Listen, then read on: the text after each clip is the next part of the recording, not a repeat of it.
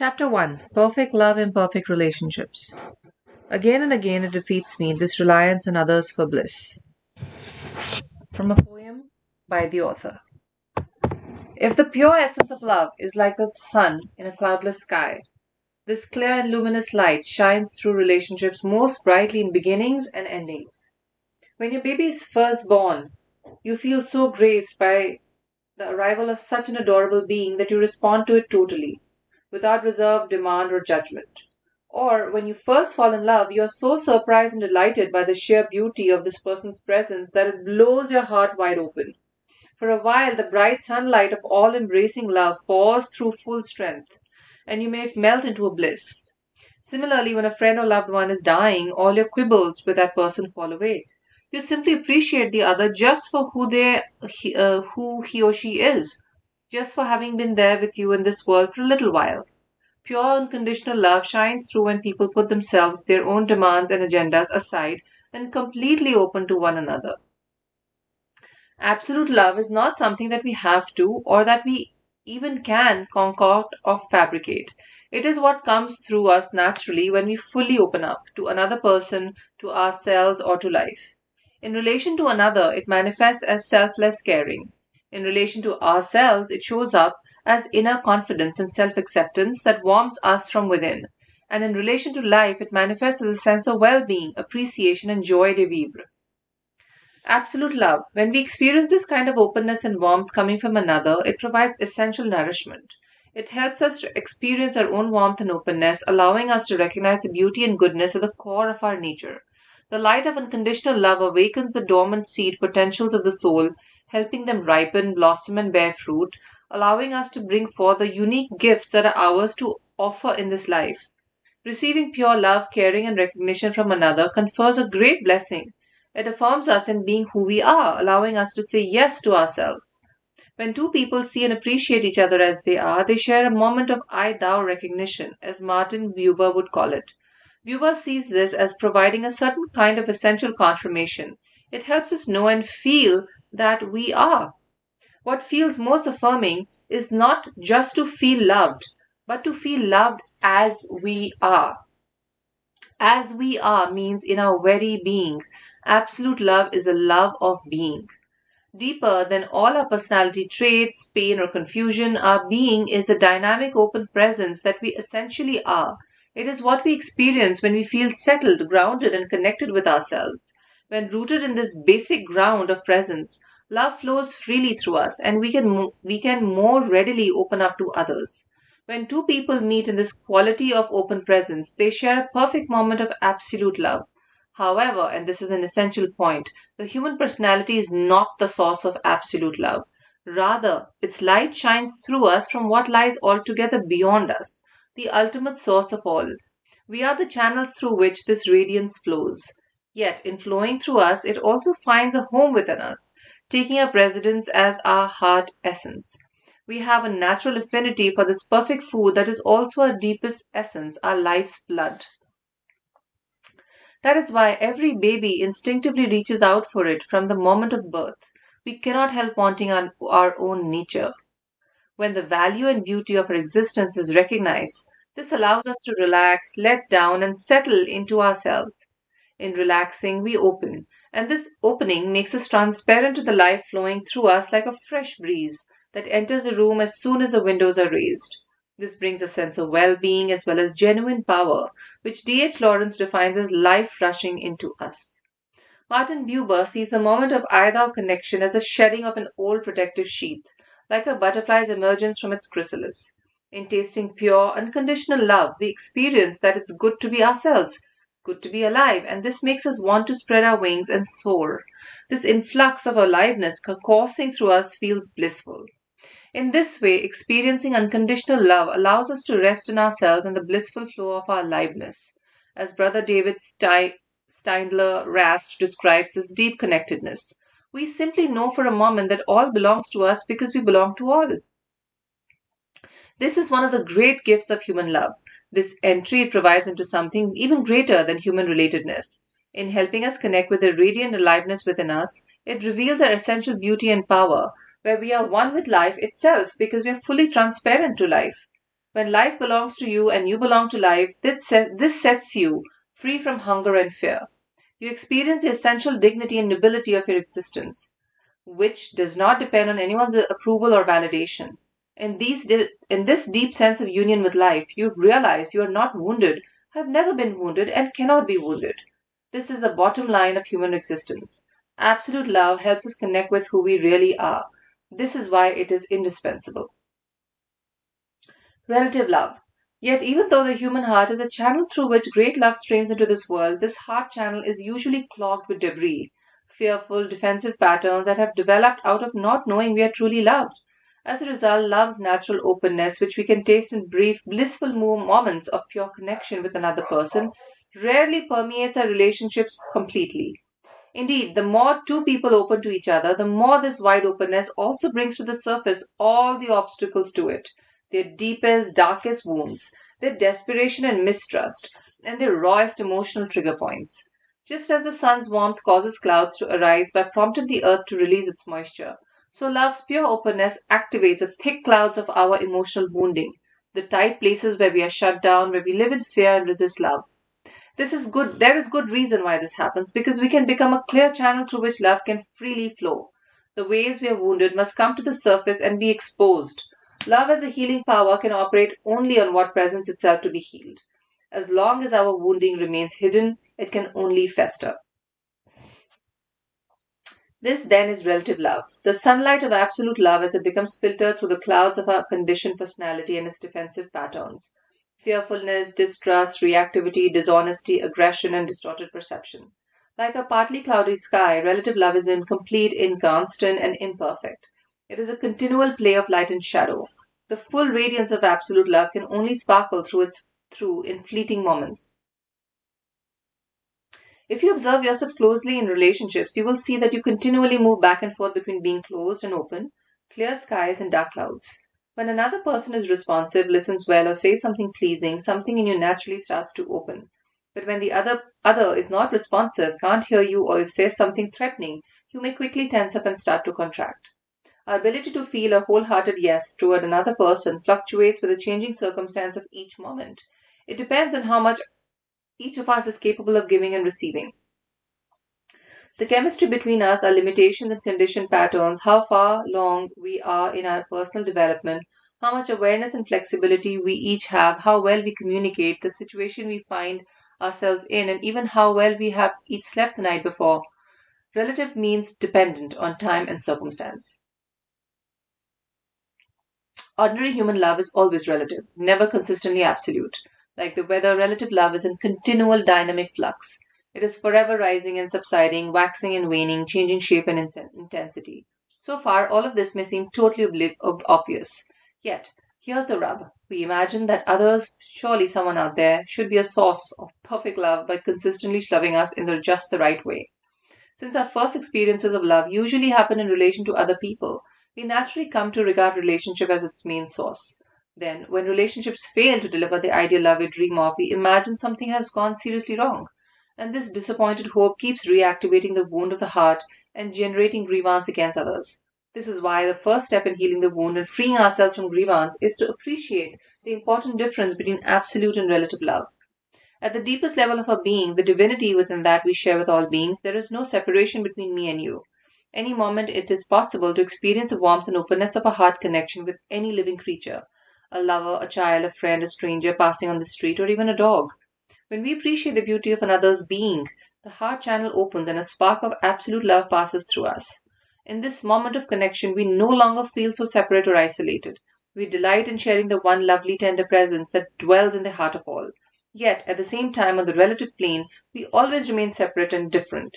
We inhabit separate bodies, with different histories, backgrounds, families, character traits, values, preferences, perspective, and in the end, different destinies. We each see and respond to things differently and approach life in our own unique way. Yes, we can experience moments of being at one with one another, but this can happen only when we connect being to being, because at the level of pure being and pure openness, we are one. My openness is not different from your openness because openness has no solid form and therefore no boundary that separates us one from the other. Therefore, when we meet in a moment of absolute love, being to being, it is like water poured into water. Relative love, by contrast, is an exchange that occurs on the level of form, person to person. Every person, just like every snowflake, every tree, every place, every circumstance in this world, is completely distinct. Each of us has our own unique character and way of unfolding, different from all others. While two persons can know themselves as one in the realm of pure openness, they remain irrevocably two in the realm of form. One night you connect deeply with one another, which leaves you feeling wide open to this person, totally amorous and enamored. But then the next morning, though you may still feel loving, that wide openness may become clouded by considerations that start to arise. Is it safe to open yourself to this person? Can you accept the ways this person is totally different from you? How deeply is he or she able to understand you? Are you a good match? Melting into oneness provides moments of blissful union and absolute love. And this is what the great mythic romances thrive on, this pure discovery and meeting that often happens outside ordinary time and space. But the challenges of relative love brings couples back to earth, forcing them to continually face and work with their two-ness. This is not a bad thing, however, for without honoring the ways in which they are distinctly different and exploring how to keep finding each other across these differences, a couple's connection will lose passion and vibrancy and run the risk of unhealthy emotional fusion or codependency. Thus, relationships continually oscillate between two people finding common ground, and then having that ground slip from under them as their differences pull them in different directions. While trying to meet in the present moment, they become tossed around by shifting tides of memories, expectations, and wounds from the past. This ongoing tension between oneness and two-ness, togetherness and separateness, fresh moments of discovery and old associations, inevitably renders relative love unsteady and unstable. This is a problem only when we expect it to be otherwise, when we imagine that love should manifest as a steady state. That kind of expectation prevents us from appreciating the special gift that relative love does have to offer: personal intimacy. Intimacy, the sharing of who we are and a distinctiveness, can happen only when my partner and I meet as two, when I appreciate the ways she is wholly other and yet not entirely other at the same time. While the play of two-ness and oneness generates sparks of curiosity and passion, it also ensures that intimacy can be only intermittent at best. Intimate moments in which we make contact across the great divide of our differences are just that, moments rather than a constant steady flow. At its best, relative love has a great beauty all its own, which sparkles through when two people can appreciate and enjoy each other in the midst of the differences and the changes they are going through. At its worst, however, it becomes the stuff of soap opera and tragedy. So, if you're counting on a steady state of attunement with another person, you're setting yourself up for frustration, disappointment, and anguish. Because this is impossible, my dear. Each person can only follow his or her own internal laws. Since everyone has his or her own rhythm and sensibility, you can never count on others to be consistently attuned to you. It's inevitable to fall out of sync with your beloved since you both invariably want different things from each other and from life at different times. As a result, the harmony inevitably turns into dissonance and understanding into misunderstanding, creating hurt and separation. Thus, even the closest of marriage partners wind up at times feeling misunderstood, disconnected, or utterly alone, even when someone who wanted to be perfectly attuned to us would be unable to, for he or she could never divine exactly what we want at each moment. Maybe we want closeness right now, so our lover snuggles up to us, but then a few moments later we want some space. It is hard enough for us to know what we want and what's going on inside from moment to moment. And besides, it's always changing. If that is so, how can we expect anyone else to be consistently attuned to us? Especially when others can only operate according to their own very different perceptions, rhythms, and needs. Not only do we each have different needs and perspectives, we often want to be loved in a very particular way, one that would soothe our emotional wounding from the past. But that is a tall order, for it assumes that others should consistently tailor their style of loving to match our style. If you have abandonment fears, for example, you might press your partner for more verbal engagement that he or she is comfortable with. That kind of engagement might be soothing for you. It lets you know that the other is there for you. Unfortunately, those expectations may trigger your partner's engulfment fears, for he or she may feel controlled when pressed for engagement on your timetable. Unlike you, your partner may feel most loved when given space to be himself or herself. So if you expect your partner to love you in just the right way, this may make him or her want to withdraw, which in turn will activate your abandonment fears. Despite their best efforts, two partners often cannot help triggering each other's wounds in this way. Even though no one can provide consistent attunement, we may go on expecting it nonetheless, while blaming others for its absence. You did not give me my due, as one Indian teacher, Swami Pragyanpad describes. Everyone is passing through this deep mental agony. Why? Because he wants to have but does not get. He believes he ought to get and that it can be gotten, and yet he didn't. This is why it is causing such pangs of agony. The question here is, are we ourselves acting with love, which when we try to get others to love us the way we think they should? Isn't this a form of control? Expectations in relationships can often be a subtle form of violence, for they can be a demand that others conform to our will. In all of these ways, then, relative love makes for a bumpy ride. After an intimate moment of either communion, we inevitably return to seeing the other we love as other, someone over there who becomes the object of our needs, reactions, or designs. This is the exalted melancholy of our fate. Writer writes Buber that every thou in our world must become an it.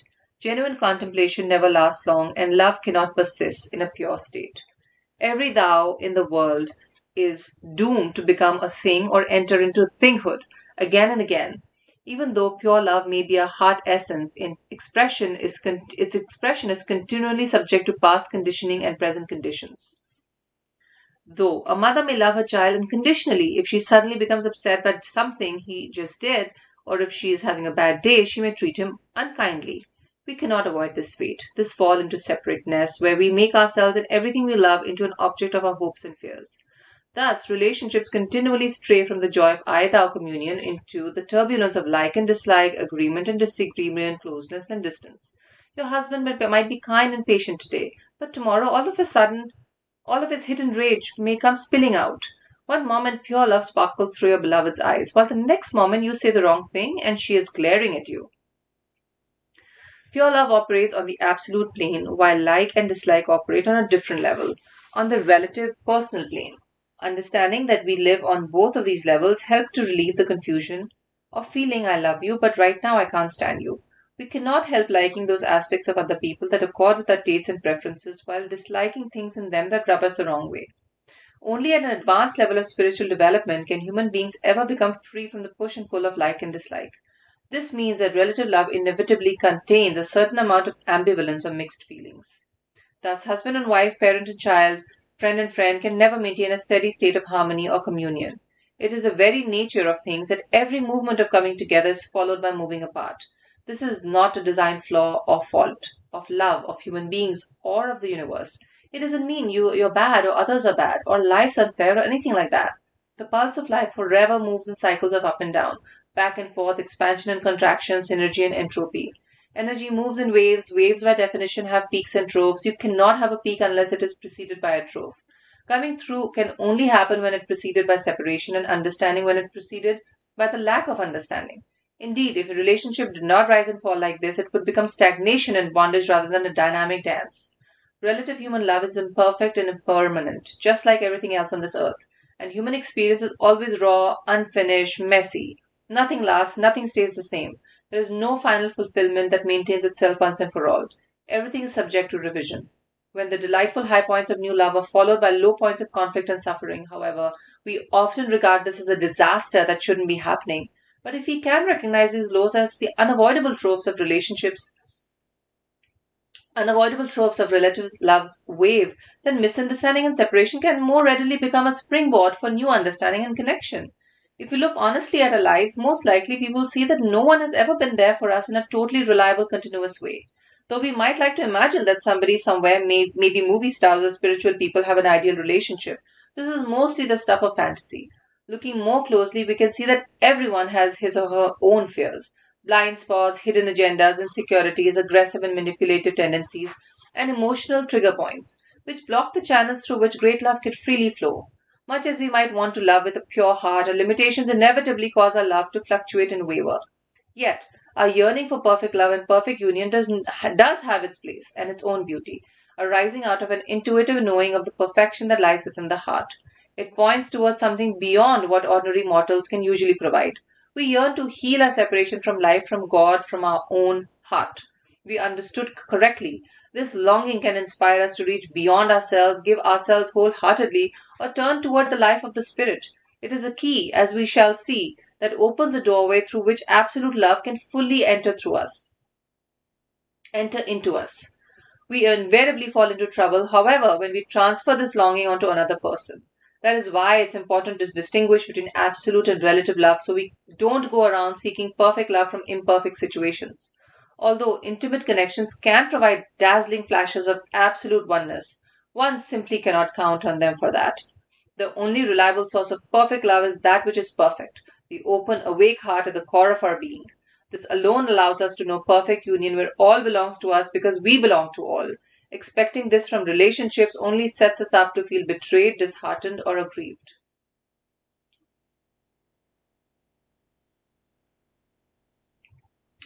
The genesis of the wound. Riding the waves of relationship becomes particularly difficult when the tropes of misunderstanding, disharmony, or separation reactivate our core wound, bringing up old frustration and hurt from childhood. In the first few months of our life, our parents most likely gave us the largest dose of unconditional love and devotion they were capable of. We were so adorable as babies, they probably felt blessed to have such a precious, lovely being come into their lives. So, if we were fortunate enough to have a mother who could care for us at all, a good enough mother, we would probably had some initial experiences of basking in love's pure, unfiltered sunshine. When held in the loving arms of their mother, babies relax into the blissful current of warmth that is love, as it flows freely through them from the absolute source of all. The mother's caring is the outer condition that lets the child experience the love and joy that is the essence of its own being. When the mother's love is present, the infant can soften and settle into its very own nature as warmth and openness. Neuropsychology research reveals that the mother infant bond fosters the infant's development in a number of important ways. At first, the mother's physical presence and care help the baby learn to soothe and regulate its nervous system. Healthy maternal attachment also fosters the child's cognitive, behavioral, and somatic development, and it directly affects the development of the limbic brain with its capacities for interpersonal and emotional responsiveness. Even the health of the endocrine and immune systems is correlated with early maternal attachments or the lack thereof. Infants experience a mother's presence and the way her care regulates the nervous system as something much more tangible and concrete than their connection to the ground of their own being. Since the maternal bond plays such a crucial role in every aspect of the infant's development, it's not surprising that children come to see their mother as the very source of love itself, and in some parts of the world, such as India, as something close to a deity. Yet, this also gives rise to one of the most fundamental of all human illusions that the source of happiness and well being lies outside of us, in other people's acceptance, approval, or caring. As a child, this was indeed the case since we were at first so entirely dependent on the others for our very life. Under ideal circumstances, the parents' love would gradually become internalized, allowing us to feel our own inner connection to love. But the less experience we have of being loved as we are, the less we feel at home in our own heart. And this leaves us looking to others for the most essential connection of all, with the native sense of rightness and joy that arises only out of being rooted in ourselves. As the child develops into a separate person, the early blissful moments of oneness with the mother fade away. We are no longer this amazing little being who dropped in from outer space. Instead, for our parents, we become their child, an object of their hopes and fears. Their acceptance and support become conditional on our meeting their expectations. And this undermines the trust in ourselves that we are acceptable as we are, in others that they see and value us for who we are, and in love itself that it is reliably there for us. Even if at the deepest level our parents did love us unconditionally, it was impossible for them to express this consistently given their human limitations. This was not their fault. It doesn't mean they were bad parents or bad people. Like everyone, they had their share of fears, worries, cares, and burdens, as well as their own wounding around love. Like all of us, they were imperfect vessels of pure love. In entering this world, children naturally want to feel greeted by an unconditional yes and grow up in the kind of environment. This is perfectly understandable. Yet, even if parents can provide this to some extent, most often they cannot sustain it. This is also perfectly understandable since everyone has difficulty remaining open and saying yes to themselves like their life. Being able to sustain an unconditional yes is a highly advanced human capacity that usually develops only through dedicated intention or spiritual practice. A parent's inability to be fully open naturally limited their capacity to transmit unconditional love to us. Yet, when children experience love as unconditional or reliable or manipulative, this causes a knot of fear to form in the heart, for they can only conclude, I am not truly loved. This creates a state of panic or freak out that causes the body and mind to freeze up. This basic love trauma is known as narcissistic injury. in the language of psychotherapy, because it damages our sense of self and ability to feel good about ourselves. It affects our whole sense of who we are by causing us to doubt whether our nature is lovable. As Emily Dickinson describes, this universal wound is one of her poems. There is a pain so utter it swallows being up. This wounding hurts so much that children try to push it out of consciousness. Eventually, a psychic scab forms. That scab is our grievance. Grievance against others serves as a defensive function by hardening us so we don't have to experience the underlying pain of not feeling fully loved. And so we grow up with an isolated, disconnected ego at the core of which is a central wound, freak out and shut down. And all of this is covered over with some resentment, which becomes a major weapon in our defense arsenal. What keeps the wound from healing is not knowing that we are lovely and lovable just as we are, while imagining that other people hold the key to this. We would like and often expect relative love to be absolute, providing a reliable, steady flow of attunement and conditional acceptance and understanding. When this doesn't happen, we take it personally, regarding this as someone's fault, our own, for not being good enough, for others, for not loving us enough. But the imperfect way our parents or anyone else loved us has nothing to do with whether love is trustworthy or whether we are lovable. It doesn't have the slightest bearing on who we really are. It is simply a sign of ordinary human limitation, and nothing more. Other people cannot love us any more purely than their character structure allows.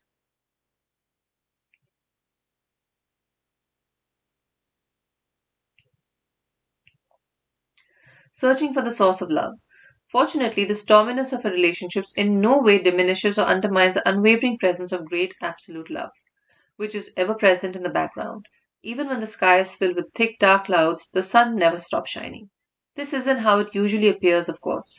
Love's radiant presence often seems lost behind clouds of hurt, misunderstanding, disenchantment, and betrayal. Even though the sun is infinitely more powerful than any cloud cover, the overcast does manage to temporarily block its warming rays. This is relative truth. How things appear to the ego when disconnected from its essential foundation, the ground of openness and loving presence. Yet, the larger absolute truth is that the sun never wanes or flickers. It only appears to flicker when clouds pass across its face. This is why it is helpful to look more closely and see what actually happens within us when we feel loved by others. One middle aged woman I was seeing in therapy was obsessed with winning other people's approval and admiration. So much so that she would literally make herself sick, striving and straining to prove herself to others while worrying about potential loss of esteem in their eyes. One day I asked Anna who actually happened in her body in moments when she managed to win approval or praise. I feel great. What actually happened in her body in moments when she managed to win approval or praise? I feel great, Anna said. And exactly how does that feel in your body? Check it out. I relax, I feel bigger somehow, she said, lifting and stretching her elbows behind her head. Where in your body do you feel that relaxation and expansion most strongly? Right here, she said, lowering her arms and circling one around the center of her chest. In your heart. Yes. So when someone appreciates you, this allows you to feel your own heart. Yes, she said, smiling broadly. Your heart opens. Yes. Think about it for a minute. You knock yourself out trying to win approval, and when you finally get it, you experience your heart opening and expanding. Even though you're focused on obtaining something from outside you, it's just that inner experience that makes you feel so good. So it seems like what you really most want is to feel your own heart. Having already had a few powerful glimpses of the presence of a heart in our work together, Anna understood this immediately. I never saw that before. Anna paused for a moment, then quickly asked, how can I hold on to this feeling since this was a new realization? She was afraid she would quickly lose it and fall under the old compulsion to find her lovability through others. Since the family hadn't provided a holding environment where she could relax and trust and love, she had learned early on that she could get it only through trying to please. A go getter ego had developed precautiously in her, supplanting her young child's heart, her young girl's heart. Abandoning her heart, she started to live instead from her busy, overactive mind. So it was not surprising that the moment she felt her heart, she started trying to figure out how to hold on to it with her mind. I encouraged Anna instead to let the realization sink in that it was the expansive warmth and openness of her heart that she most wanted, and that winning approval was merely a means to the end. Learning to recognize this longing for her own heart helped her start to shift her orientation from grasping at love outside to finding love within.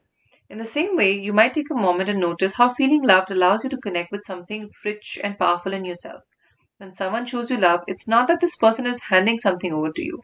What really happens is that a window opens inside you, allowing great love to enter and touch you. Another's openness inspires the window of your heart to open, and then love becomes available as your own inner experience. This is what turns you on, this sense of expansive warmth illuminating you from within. Feeling this, you then naturally resonate with the person who is loving you as you are both sharing the same experience. Conversely, if your lover is affectionate in a moment when your heart is burdened by worries, overwhelmed with fear, or frozen shut, you probably won't be able to feel his or her love. For love can touch you only when your own heart is accessible. To be loved, then, is to be love. The musician Maitin describes this experience of landing in the heart in one of the songs. You gave me the greatest gift. You made my heart my home. The problem in relationships begin with when we imagine that the warmth ignited in our heart isn't really ours, that it's transferred into us by another person. Then we become obsessed with the other person as the provider of love, when in truth the warmth we feel comes from the sunlight of great love entering our heart. Those who go on a search for love, D.H. Lawrence writes, find only their own lovelessness. Here is a simple way to experience for yourself that what Lawrence means. Fix your attention on someone you'd like to love you more, and notice how it feels to want it. If you observe this carefully, you will notice that looking to another for love creates a certain tension or congestion in your body, most noticeably in the chest. It constricts the heart, and as a result, you feel your own lovelessness. No one else can ever provide the connection that finally puts the soul at ease. We find that connection when the window of the heart opens, allowing us to bask in the warmth and openness that is our deepest nature. When we look to others for this ground, we wind up trying to control and manipulate them into being there for us in a way that allows us to settle into ourselves. Yet this very focus of trying to get something from them prevents us from resting in our own ground, leaving us outwardly dependent, inwardly disconnected. Imagining others to be the source of love condemns us to wander lost in the desert of hurt, abandonment, and betrayal. Where human relationship appears to be hopelessly tragic and flawed, yet hidden within these trials is a certain gift. Our pain at the hands of others forces us to go deeper in the search of the true source of love. If other people were perfect vehicles for absolute love, then it would be easy to remain addicted to them as the ultimate source of fulfillment. Becoming totally dependent on others, we would have no incentive to find the great love that is perfectly present within the core of ourselves. We would remain trapped in the consciousness of a child seeking someone to make up for what we didn't receive in childhood.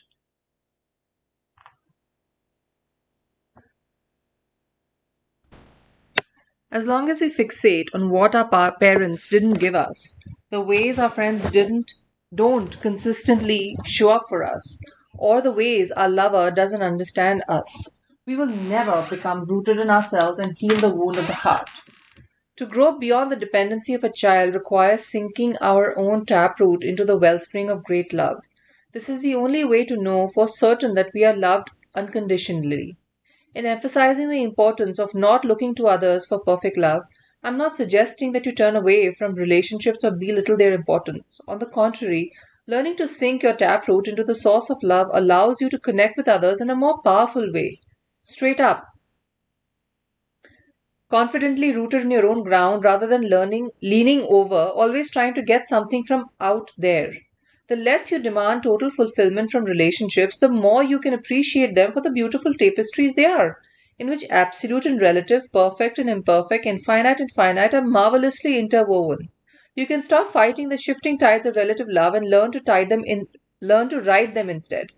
And you come to appreciate more fully the simple, ordinary heroism involved in opening to another person and forging real intimacy. I'm also not suggesting that it's impossible to embody absolute and unconditional love in our relationships. For this capacity for selfless caring is surely the greatest and most sacred of all human potentials. But the free flow of love between two intimate partners is usually intermittent at best, since it also inevitably invites the broken, wounded places to step forward into awareness. As that happens and we find ourselves tossed around in the stormy waves of relative love, it can be quite challenging to keep sourcing the pristine love we glimpse in moments of pure opening. Perhaps only enlightened saints and Buddhas can be perfect vessels through which absolute love flows unobstructedly. As a total, unconditional openness to everything that life brings, spiritual awakening allows the heart to become a perfect, clear channel. And this enables the awakened one to keep giving even when the world gives nothing back. Arnaud Desjardins, a French spiritual teacher whose journey began by filming great spiritual masters of the East, searched most of his life for the perfect love that would set him free. Finally, he found it, but in an unexpected place.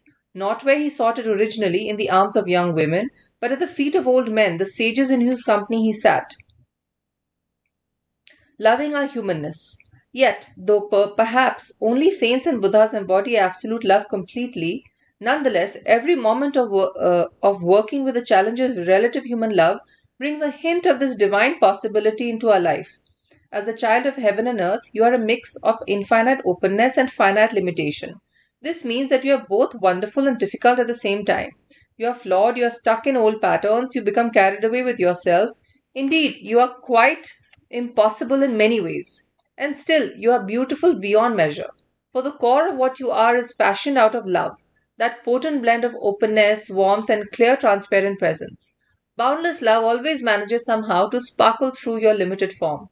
George Orwell once wrote that the essence of being human lies not in seeking perfection but in being prepared in the end to be defeated and broken up by life, which is the inevitable price of fastening one's love upon another human individuals upon other human individuals who are just as impossible as we are. Orwell is, of course, describing the poignant, bittersweet quality of relative love. Human relationships often seem utterly impossible because they never seem to fit our ideals and expectations. Again and again, they force us to face heartbreak and defeat, until finally the only alternative is to let ourselves be broken up so that we may remain more open and loving in the face of life as it is. Bringing absolute love into human form involves learning to hold the impossibility of ourselves and others in the way that the sky holds clouds, with gentle spaciousness and equanimity. The sky can do this because its openness is so much vaster than the clouds that it doesn't find them the least bit threatening. Holding our imperfections in this way allows us to see them as trail markers of the work in progress that we are, rather than as impediments to love or happiness. Then we can say, yes, everyone has relative weakness that causes suffering, yet everyone also possesses absolute beauty which far surpasses these limitations. Let us melt down the frozen, fearless places by holding them in the warmth of tenderness and mercy. In his book, Words of Love, the Danish philosopher Soren Kierkegaard points out that true love doesn't embrace others in spite of their flaws, as if rising above them.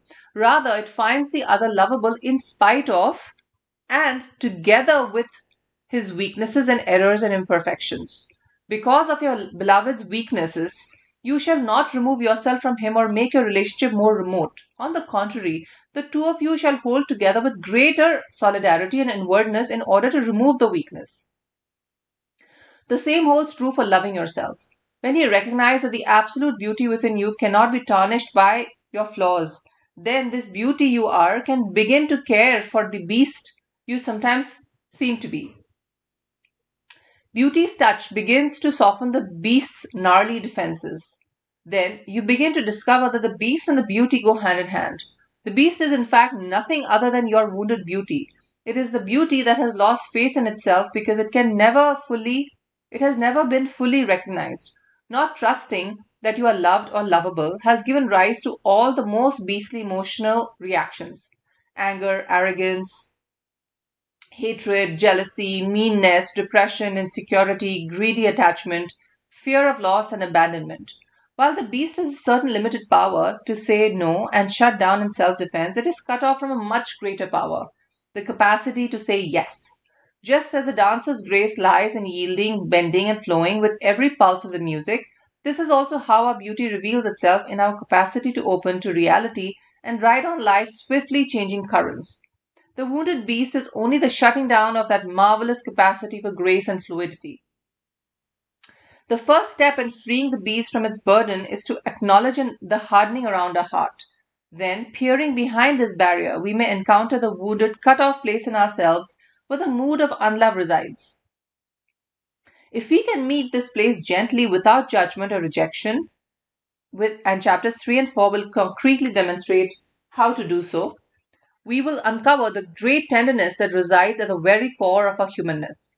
Our beauty and our beast both arise from one and the same tenderness. When we harden against it, the beast is born. Yet, when we allow the tenderness, we begin to discern the contours of a long lost beauty hidden within the belly of the beast. If we can shine warmth and openness into the dark, tender place where we don't know we are lovable, this starts to forge a marriage between our beauty and our wounded beast. This is, after all, the love we most long for, this embracing of our humanness, which lets us appreciate ourselves as the beautiful, luminous beings we are, housed in a vulnerable, flickering form whose endless calling is to move from chrysalis to butterfly, from seed to new birth. As earthly creatures continually subject to relative disappointment, pain, and loss, we cannot avoid feeling vulnerable. Yet, as an open channel through which great love enters this world, the human heart remains invincible. Being wholly and genuinely human means standing firmly planted in both dimensions, celebrating that we are both vulnerable and indestructible at the same time. Here, at this crossroads where yes and no, limitless love and human limitation intersect, we discover the essential human calling, progressively unveiling the sun in our heart that it may embrace the whole of ourselves and the whole of creation within the sphere of its radiant warmth. This love is not the least bit separate from true power, for as the great Sufi poet Rumi sings, when we have surrendered totally to that beauty, then we shall be a mighty kindness. End of chapter 1.